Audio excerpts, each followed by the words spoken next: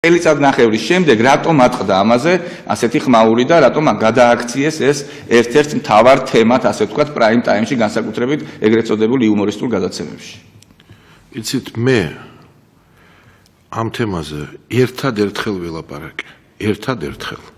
წელიწადნახევრის წინ შუალედური არჩევნები იყო, ნაციონალური მოძრაობა ხვდებოდა სომეხ ამომრჩეველს და ეუბნებოდა ჩემზე, რომ ვარ აზერბაიჯანელი, შემდეგ მიდიოდა აზერბაიჯანელ ამომრჩეველთან და საპირისპიროს ეუბნებოდა და მე იძულებული გავხდი, რომ ამ სიცრუეზე მეპასუხა. თქვენ იმ გადაცემაშიც რამდენჯერმე აღნიშნეთ ამის თაობაზე, რომ იძულებული იყავით ამის თაობაზე გესაუბროთ.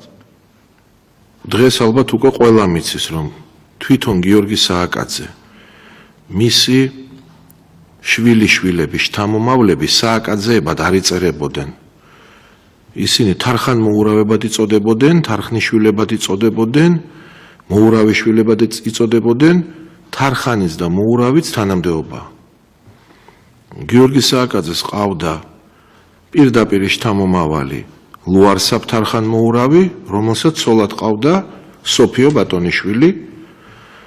სოფიო ბატონიშვილი იყო გიორგი მე-12-ის ქართკახეთის ბოლო მეფის ქალიშვილი, გიორგი მე-12 ერეკლე მეორე შვილია, ერეკლე მეორე თეიმურაზ პირველის პირდაპირ შთამომავალია, თეიმურაზ პირველის დედა დიდმოწამე ქეთევანია, თავად თეიმურაზ პირველი გიორგი ბწყინვალის შთამომავალია, გიორგი ბწყინვალი დავით აღმაშენებლის პირდაპირ შთამომავალი, ასე რომ თუ მე ან თქვენ მაგალითად ხართ გიორგი მე-12-ის შთამომავალი, ბუნებრივია, რომ თქვენ ხართ შთამომავალი ყველა იმ წინა მეფისა, რომელზეც ვისაუბრე.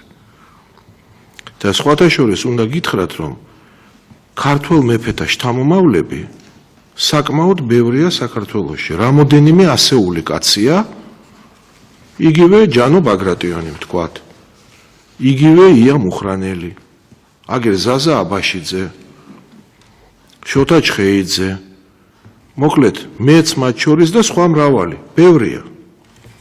მერე ყვებოდნენ ტყუილს თითქოს მე და ირმა დავდივართ და მეჩეთებზე ღორის თავებს ვაჭედებთ და მე მაშინ ვისაუბრე, ჯერ ეს ერთი მე ვთქვი, რომ ჩვენ მორწმუნე ხალხი ვართ, აღსარებლები ვართ, მაზიარებლები ვართ და ასეთ რამეს არასოდეს ვიკადრებთ. მერე ვისაუბრე მაჰმადთან ნათესაობაზე. მინდა გითხრათ, რომ დაღესტანი, თქვენ იცით, რამოდენიმე პატარ-პატარა სახელმწიფოდ იყო დაყოფილი.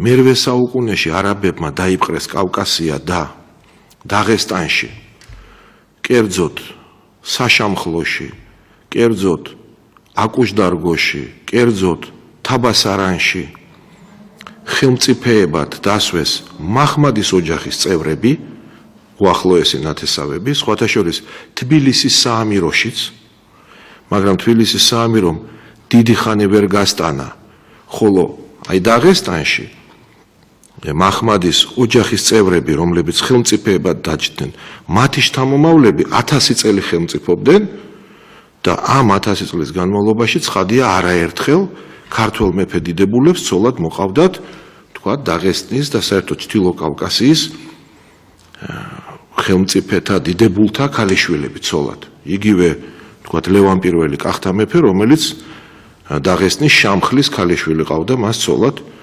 მეორე მაგალითი გიორგი თარხან-მოურავს ყავდა ცოლად სოფიო ესენათი, რომელიც იყო შვილთაშვილი დაღესტნის ბოლო შამხლისა.